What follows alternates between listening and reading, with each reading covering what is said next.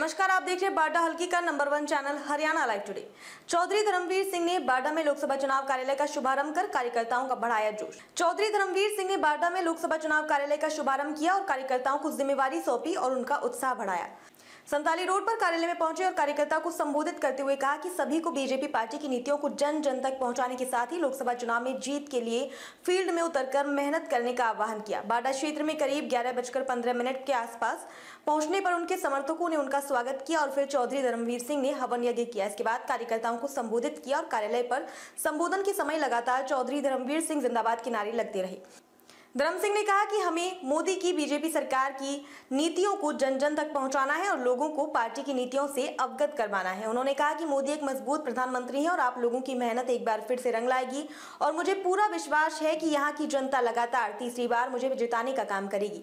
उन्होंने कहा कि ये मेरी ही नहीं बल्कि हम सब की जंग है और इसमें मुझसे ज्यादा योगदान आपका रहने वाला है और आपके साहस और मेहनत के कारण ही पिछले 2 चुनाव में हमें इतनी बड़ी जीत हासिल हुई है और उसी तरह में एक बार फिर से प्रयास करने की जरूरत है ताकि तीसरी बार हम लगातार चुनावी परिणाम अपने पक्ष में कर सके। संबोधन के दौरान उन्होंने कहा कि इस बार के चुनाव में बीजेपी पार्टी 400 प्लस सीट जीतने वाली है और इसका सबसे बड़ा कारण है पीएम मोदी द्वारा जनमानस के लिए किए गए कार्य हैं।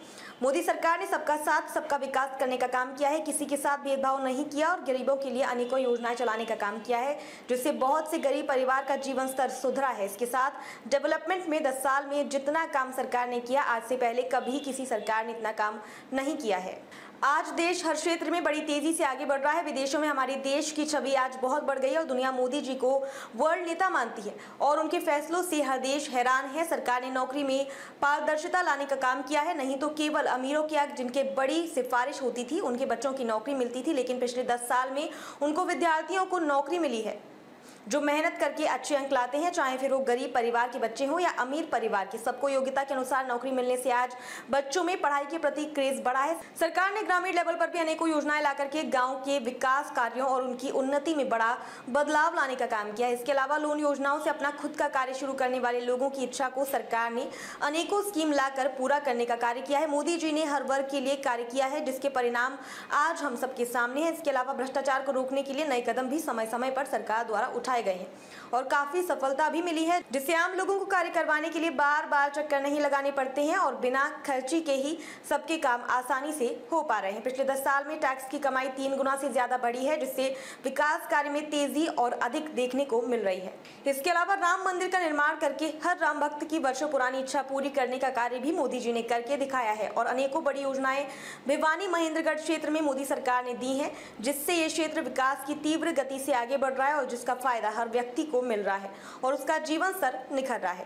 पूर्व बीजेपी विधायक सुखविंदर मांझी ने कहा कि बीजेपी सरकार ने हर वर्ग के लिए विकास करने का कार्य किया है और गरीबों के लिए अनेकों योजनाएं शुरू करके उन्हें आगे बढ़ाने का काम किया है और सभी युवाओं को योग्यता के अनुसार नौकरी देने का कार्य किया है जिससे गरीब युवाओं को भी नौकरी नसीब हुई है। इस अवसर पर चौधरी धर्मवीर सिंह के अलावा पूर्व विधायक सुखविंदर मांझी, समाजसेवी उमेद पातुवास, जिला पार्षद chairman Mandeep Dalawas, Charkhi Dadri, BDC chairman आनंद फौजी डालावास, राजबाला पार्षद सुभाष लाड़ावास, सुनील इंजीनियर मनीष बड़ेसरा, सुधीर चंदवास, चेयरमैन प्रदीप बाडा आदि मौजूद थे। अब तक के लिए बस इतना ही। फिर होगी आपसे मुलाकात ऐसी एक और बड़ी खबर के साथ। तब तक के लिए नमस्कार और देखते रहिए हरियाणा लाइव टुडे।